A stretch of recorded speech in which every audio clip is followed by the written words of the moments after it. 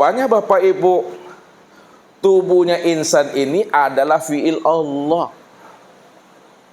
Apa arti fi'il Allah itu? Perbuatan Allah. Apa kata Allah? Wallahu khalaqakum wa ma ta'malun. Wallahu khalaqakum wa ma ta'malun. Wa ma ta'malun. Allah lah yang menjadikan kamu dan apa-apa yang kamu perbuat. Jadi tubuh kita ini itu fi'il Allah.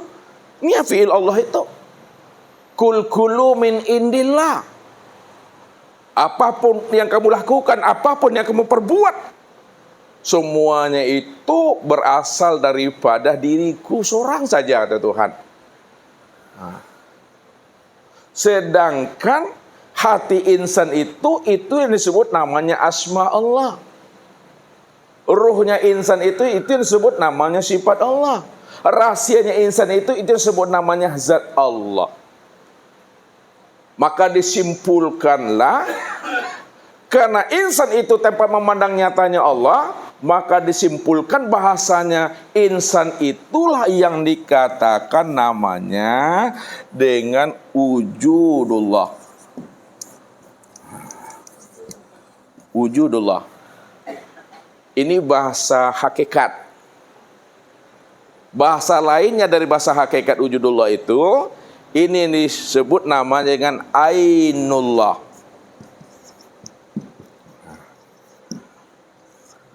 Nyatanya Allah.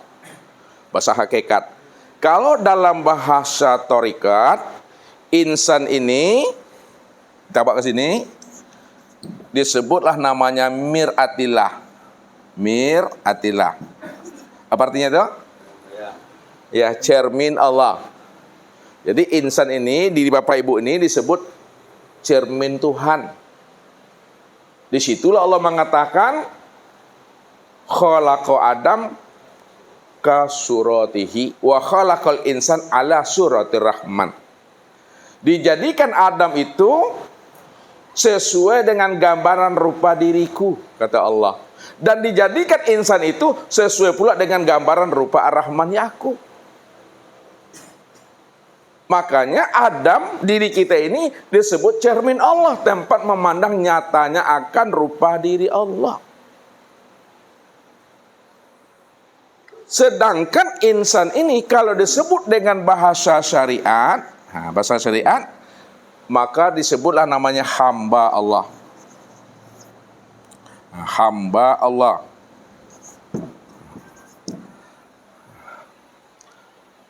Hamba Allah itu maksudnya hamba itu yang Allah.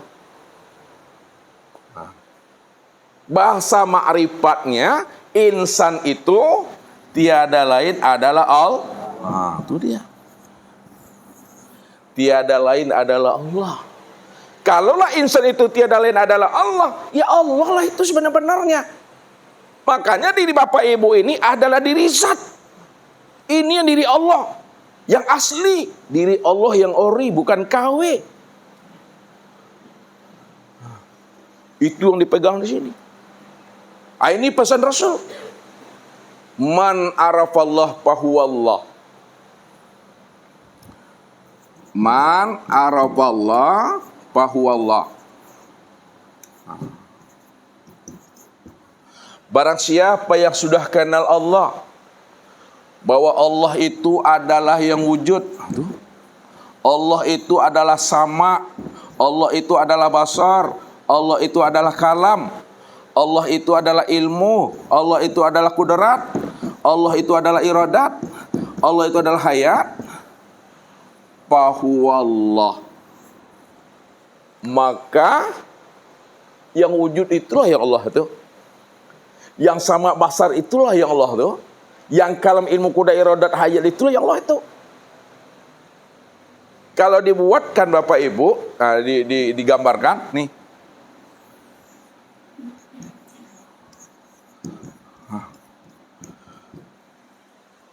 Siapa yang kenal Allah, bahwa Allah itu yang wujud, maka sesungguhnya yang wujud adalah Allah. Mana yang dikatakan wujud Allah itu yang mana? Yang dikatakan wujud Allah secara sempurna dan nyata, ori, asli itu, mulai dari ujung rambut sampai ujung kaki, Inilah yang disebut namanya wujudullah itu.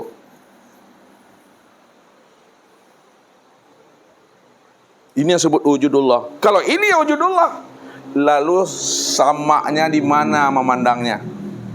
Samanya itu nampak pada dua telinganya.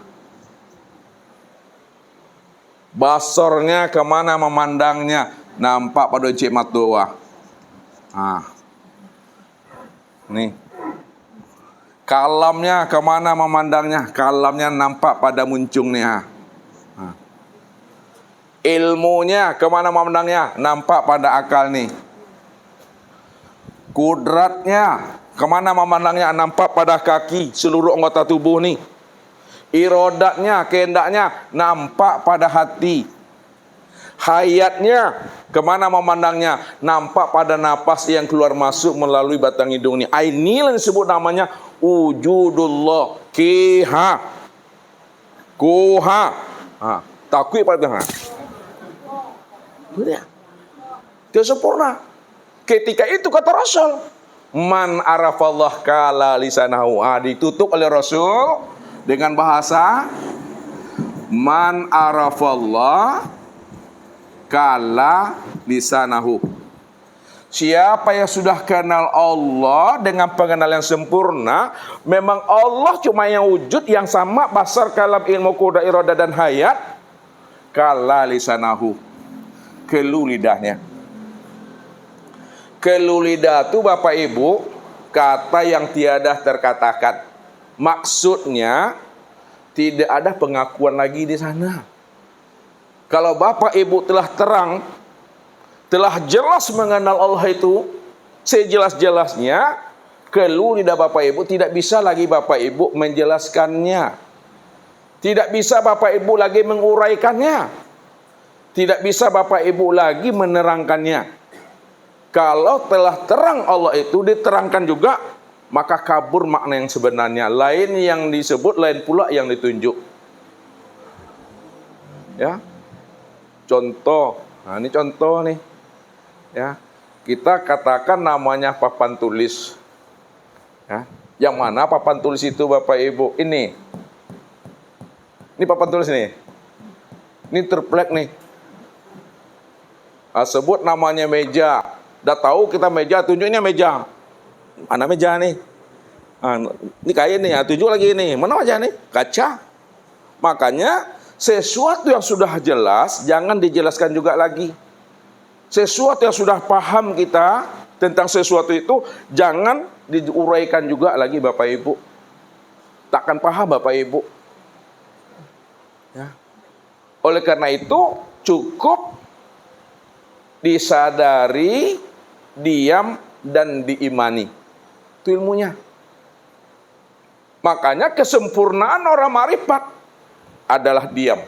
Nah, ini kesempurnaan orang ma'rifat itu, yang kelu lidah tadi, itu maknanya diam. Bukan diam-diam ya Bapak Ibu. Kalau diam-diam bermasalah tuh. Tapi diam di dalam itu dia, diam di dalam paham, paham di dalam kesadaran, sadar di dalam keheningan, hening di dalam keimanan. Itu dia. Tak bisa lagi kita terangkan Bapak Ibu kelu lidah. Kenapa? Yang menerangkan dengan yang diterangkan memang dia. Yang menyebut dengan yang sebut dia. Yang mengingat dengan yang ingat memang dia. Yang menyembah dengan disembahnya dia. Maka dialah yang mengingat, melihat dan menyaksikan akan dirinya sendiri. Itu yang disebut namanya kesadaran Tuhan, bukan kesadaran kita Bapak Ibu. Kalau Bapak Ibu masih sadar, tanda belum sadar itu. Orang yang sadar itu adalah tidak lagi dia menyadari. Kalau menyadari, tanda belum sadar itu. Ya. Jadi kesimpulannya orang sadar adalah orang yang tidak orang yang tidak sadar itu yang sadar sebenarnya. Jadi mana yang katakan orang sebenarnya sadar? Orang yang tidak sadar. Pasti pan yang basuh itu. Orang yang sebenar ingat itu adalah tidak ingat. Ya? Yang tidak ingat itu yang sebenar ingat. Kalau masih mengingat, tanda belum ingat tuh. Tanda lupa tuh. Maksudnya, kalau orang sudah kenal Allah, tidak ada lagi bahasa mengenal Allah. Orang yang sudah jumpa Allah, tak ada lagi bahasa berjumpa Allah. Kalau masih ingin mengenal Allah, tanda belum kenal. Kalau masih ingin menemui Allah, tanda belum berjumpa. Makanya tidak ada kata bahasa mengenal, tidak ada kata bahasa mencari, tidak ada lagi bahasa mengingat. Itulah yang dikatakan diam di dalam kehampaan, hampa dalam ketiadaan itu. Cukup dinikmati dan dirasakan Bapak Ibu. Heningkan akal nih. Heningkan akal pikir, heningkan hati, heningkan perasaan. Kalau sudah hening akal pikir, hati dan perasaan, di dalam keheningan itulah nyatanya Allah di situ. Hening kita sebentar. Ketika ini, siapa yang turun naik itu? Itu yang si hayat tuh. Siapa yang hayat? Itu yang Allah tuh. Heningkan. Kita heningkan batang tubuh kita nih, hening, diam maksudnya, hening beningkan. Hening beningkan akal, hening beningkan hati, hening perasaan. Ketika hening sudah hening, Bapak Ibu, ya, turun naik tuh. Dia sebut namanya dengan hayat. Hayat itu hidup. Mana yang hayat pada diri Bapak Ibu itu yang mana? Itu yang nyawa tuh. Jadi setiap nama yang disebut mesti jelas orangnya Bapak Ibu. Ya. Setiap nama yang disebut jelas orangnya. Mana yang hayat, itu yang nyawa tuh. Nyawa itu nyata wujud Allah. Nyawa. Sekarang yang mana nyawa tuh Ustadz? Setiap nama pasti ada orangnya. Sekarang nyawa, mana orangnya? Yang dikatakan nyawa itu adalah napas. Yang turun naik tuh. Itu kan sebutan masih Bapak Ibu. Kata Ustadz, setiap nama ada orangnya. Napas baru sebutan, mana orangnya itu? Yang napas itu disebut nama dengan ruh. Ruh itu rahasia wujud, rahasia aku. Ruh itu mana orang itu? Ruh itulah yang disebut namanya dengan sifat.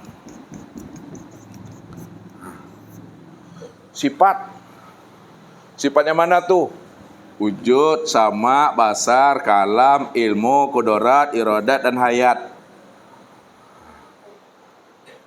Kalaulah yang sebenar ruh itu adalah sifat, yang sifat itu yang mana orangnya itu? Sifat itu yang orangnya adalah zat. Zat.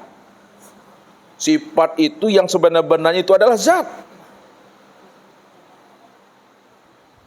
Zat itu yang mana orang itu Ustaz? Yang sebenar-benar zat itu aku.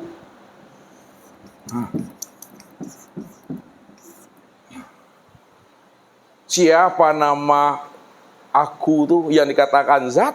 Fazalikumullahu rabbukumul haq. Fazalikumullah rabbukumul haq. Rabbukumul haq. Maka zat yang demikian itulah Allah Rabbmu yang sebenar-benarnya. Maka yang sebenar zat itu aku. Siapa nama zat itu yang aku itu? Allah. Allah Bapak Ibu namanya nih Allah. Kalaulah zat itu namanya adalah Allah dan itulah yang dikatakan aku sejati, mana yang aku tuh? Yang aku tuh Bapak Ibu ini yang kosongnya. Tuh. Kosongnya mana Ustaz? Aku tuh Bapak Ibu bukan yang kosong itu. Akan tetapi di balik yang kosong itu yang aku tuh. Tahu? Di balik yang kosong tuh aku. Bukan di balik yang kosong itu yang aku Bapak Ibu. Yang kosong yang sebenarnya itu adalah hakikat rahasia di balik yang kosong itu yang aku. Itu yang membuat paning aku tuh. Ya, banding aku tidak bisa lagi disebut. Karena dia tidak bisa disebut, maka dikatakanlah dengan istilah la sautun wala harpun bil haqqi illallah. Rupanya Allah itu tidak ada kata dan suara, Bapak Ibu. Itulah yang dikatakan kalimat Allah yang lebih tajam daripada pedang, lebih keras daripada batu, adalah kalimat Allah yang tidak ada kata dan suara. Itu yang disebut namanya kata kodim. Kata kodim, kata kun, kata jadi di situ. Makanya pada saat Daksur mengayunkan pedangnya di hadapan Rasulullah, ya Muhammad, siapa yang mampu menyelamatkan engkau ya Muhammad dari pedangku ini? Apa kata Rasulullah? Allah. Allah yang disebut oleh Rasul, dia sudah mengenal Allah itu tiada, inilah wujud nyata dirinya itu. Kalau inilah wujud nyata dirinya, ini disebut namanya wujudullah, maka siapa yang berkata itu? Itu adalah dia. Kalau dia berkata, katanya kodim, kata kun adalah kata jadi. Jatuhlah pedangnya Daksur, diambil oleh Rasulullah. Hei Daksur, siapa yang mampu menyelamatkan kamu dari pedangku ini? Tidak ada ya Rasulullah, melainkan hanya maafnya engkau ya Rasul yang kau berikan kepada aku. Dimaafkan oleh Rasulullah, Bapak Ibu. Ketika itulah Daksur mengatakan, asyhadu an la ilaha illallah wa asyhadu annaka Muhammad Rasulullah. Islam Daksur. Kenapa? Karena akhlak dan etikanya Rasulullah itu. Maka Rasulullah itu diutus liutamima makarimal akhlak, menyempurnakan adab, menyempurnakan etika. Begitulah Rasulullah itu menjadi rahmatan bil alamin dan rahmatan lil alamin. Maka ketika Rasulullah memahami siapa dirinya sebenarnya, siapa diri sejatinya, maka disitulah beliau mampu memulangkan kembali segala ujian dan cobaan itu kembali kepada yang punya. Lihat Rasulullah, Bapak Ibu, ketika Rasulullah itu dilempar oleh orang Taif, ya, sampai berdarah batang tubuhnya ini, kemudian datanglah malaikat Jibril memberikan tawaran kepada beliau. Ya Muhammad, engkau kan utusan Allah, engkau kan kekasih Allah. Berdoalah engkau kepada Allah ya Muhammad. Kalau engkau mau berdoa kepada Allah, doamu mustajab. Maka sekejap mata aku akan cabut, ya, gunung-gunung batu itu dan aku lemparkan kepada mereka. Negeri mereka akan aku gulung, kata malaikat. Apa kata Rasulullah? Wahai Jibril, aku ini diutus Allah bukan untuk melaknat umat, tapi aku diutus oleh Allah liutamima makarimal akhlak.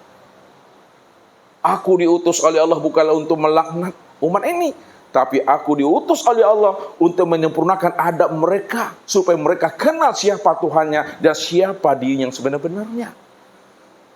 Di situlah Rasulullah memahami dan menyadari bahwa dirinya sedang diuji oleh Allah dengan sifat jalalnya. Jadi ketika Rasulullah itu diuji oleh Allah, nampak pada wujud si A, si B, dan si C, maka disitulah Rasulullah memulangkan itu kembali kepada Allah. Apa kata Rasulullah? Walaupun harimau di dalam kambing juga keduanya itu, ya, Allahumma hdi qaumi fa innahum la ya'lamun. Ya Allah, berilah mereka itu hidayah dan petunjuk ya Allah, karena mereka tidak mampu mengenal siapa dirinya dan siapa dirimu ya Allah. Dan mereka tidak mampu siapa yang berdiri di hadapan mereka ya Allah. Rasulullah minta di situ.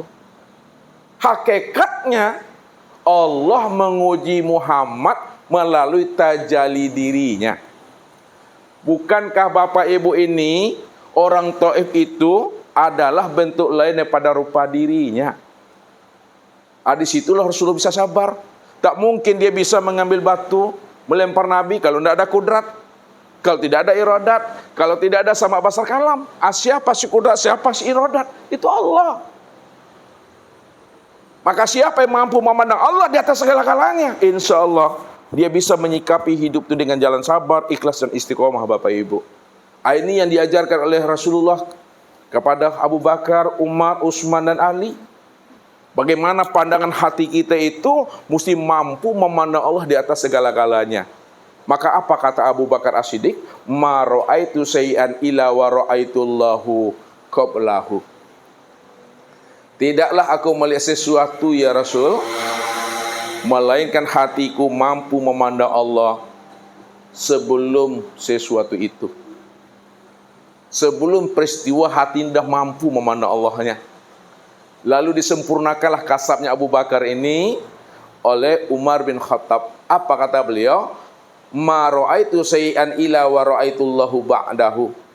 Tidaklah aku melihat sesuatu ya Rasul, melainkan hatiku ini mampu memandang Allahnya sebelum sesuatu dan setelah sesuatu. Lalu disempurnakan lagi oleh Utsman bin Affan. Ma ra'aitu syai'an ila wa ra'aitullahu ma'ahu. Tidaklah aku memandang sesuatu ya Rasul, melainkan hatiku mampu memandang Allahnya sebelum sesuatu, setelah sesuatu, dan beserta sesuatu. Lalu disempurnakan kasabnya ini oleh Ali bin Abi Thalib. Apa kata beliau? Ma ra'aitu syai'an ila wa ra'aitullahu fihi. Tidaklah aku melihat sesuatu ya Rasul, melainkan hatiku mampu memandang Allahnya sebelum sesuatu, setelah sesuatu, beserta sesuatu, dan meliputi akan segala sesuatu, zahir dan batin, luar dan dalam. Itulah Allah tuh. Disitulah kita bisa menyikapi hidup ini penuh dengan kesabaran dan keikhlasan serta keistiqomahan. Jadi Allah sedang menguji dirinya. Bisakah kamu, hai Muhammad, memandang aku di balik ujian itu? Makanya ujian itu dua cuma Allah berikan kepada kita. Tak banyak, dua. Apa kata Allah? Wa balawnahum bil hasanati wa sayyiati la'allahum yarji'un. Aku uji kamu dengan kebaikan dan keburukan. Ya, salat kita, puasa kita, zakat kita, haji kita, berzikir kita, beribadah kita, itu ujian tuh.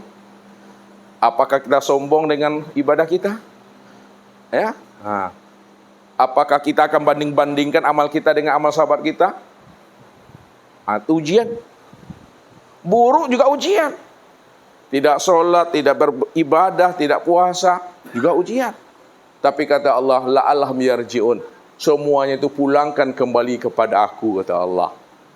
Kalau dipulangkan kembali kepada Allah, insya Allah ada dosa mau dimakan, tidak dosa mau dicari. Ada syukuri, tidak ada sabar. Itu cara menyikapi. Bapak Ibu, pulangkan kembali kepada Allah.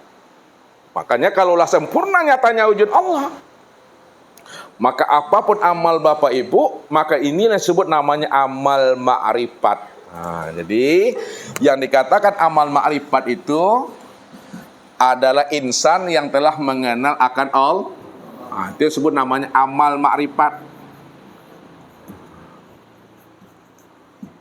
Amal ma'rifat ini amal yang sudah mengenal Allah. Artinya apa amal yang sudah mengenal Allah itu?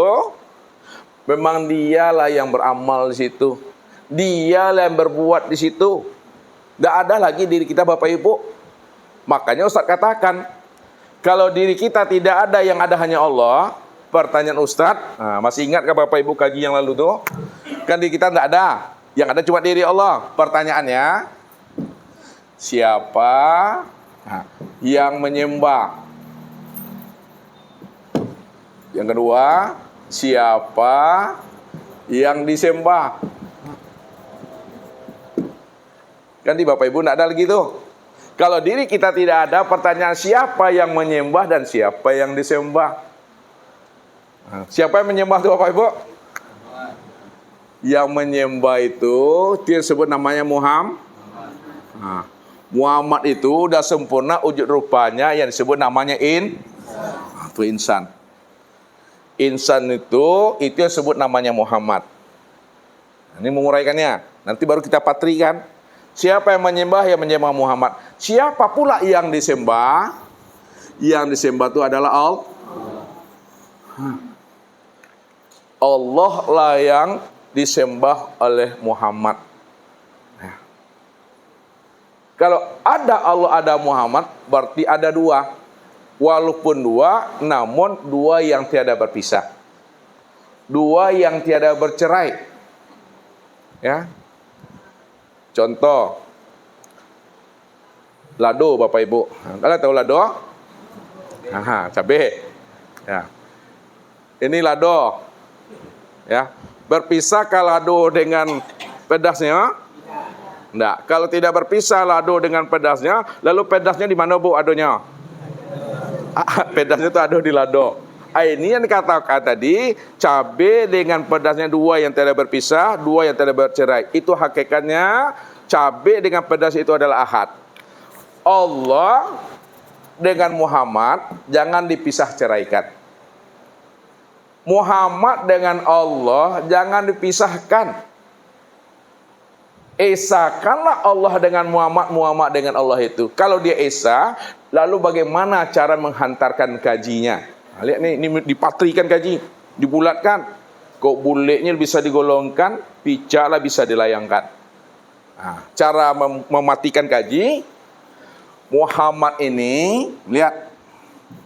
Muhammad ini adalah zohirnya Allah.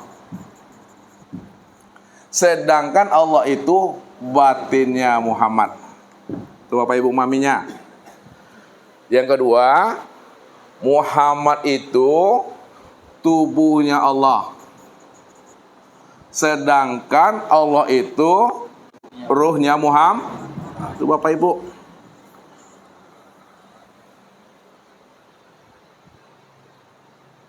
Maknanya, ya, Muhammad itu adalah wujudku. Itu aku rahasianya. Ya. Muhammad itu wujudku dan aku rahasianya. Contoh, ini Ustadz antarkan contohnya kepada Pak Imam kita nih. Ini Pak Imam kita. Pak Imam ini, ya, adalah Tuhan. Nih, Bapak Ibu simak bahasa Ustadznya. Pak Imam kita ini Tuhan. Nama dirinya adalah Allah. Nah, dirinya bernama Allah, wujudnya bernama Muhammad, rupanya bernama Adam, rahasianya disebut insan. Itu adalah Esa. Maka kalau beliau mengatakan Allah itu diriku, Muhammad itu wujudku, Adam itu rupaku, insan itu rahasiaku. Aku juga lain beraku-aku dalam keakuan aku. Ketika itu beliau merahasiakan dirinya. Di situ rasanya. Itu yang sebut namanya insan kamil mukamil. Itu sudah sempurna tuh Bapak Ibu. Maka itu yang dikatakan amal ma'rifat. Jadi amal ma'rifat itu memang dirinya yang berbuat semata-mata, tak ada wujud yang lain lagi. Kalau masih terpandang ada wujud yang lain, berarti jatuh syirik di situ. Berarti diri kita belum hapus. Padahal tadi dikatakan orang yang sudah kenal Tuhan pasti binasa dirinya. Bukti dirinya binasa, tak ada lagi dia merasa wujud. Bukti dirinya binasa, tidak ada lagi dia merasa hayat. Tidak ada lagi merasa sama basar kalam, ilmu kudat dan iradat. Tapi kalau masih ada dirinya merasa wujud, melihat dan mendengar, tandanya dirinya belum mati, tandanya dirinya belum fana. Kalau belum fana dirinya, apa kata Rasul? Wujuduka zanbun. Nah, ini jawabannya kata Nabi. Kalau dirinya belum mati, kata Nabi, wujuduka zanbun. Apa artinya nih? Adanya pengakuan dirimu itu dosa, itu dah. Adanya pengakuan diri itu adalah dosa. Kalau kita merasa ada, itu dosa itu. Kita ada, Allah juga ada pula. Padahal Allah ada dengan sendirinya. Kita adanya diadakan. Kalau kita ini ada diadakan, itu makna yang sebenarnya. Kita inilah tajalli diri Tuhan itu. Diri kita inilah tajalli nyatanya Allah. Bahasa terikannya, diri kita inilah cerminnya Allah. Diri kita ini bayang-bayang Allah. Kalau diri kita ini wujudnya Allah, nyatanya Allah, bayang-bayang Allah, ya Allah lah itu yang sebenarnya. Apakah ketika itu Bapak Ibu ngaku Tuhan? Nah, apakah jadi Tuhan? Nah, kalau Bapak Ibu tidak ngaku Tuhan, bapak ibu tidak jadi Tuhan, lalu kenapa dikatakan ini Allah tadi?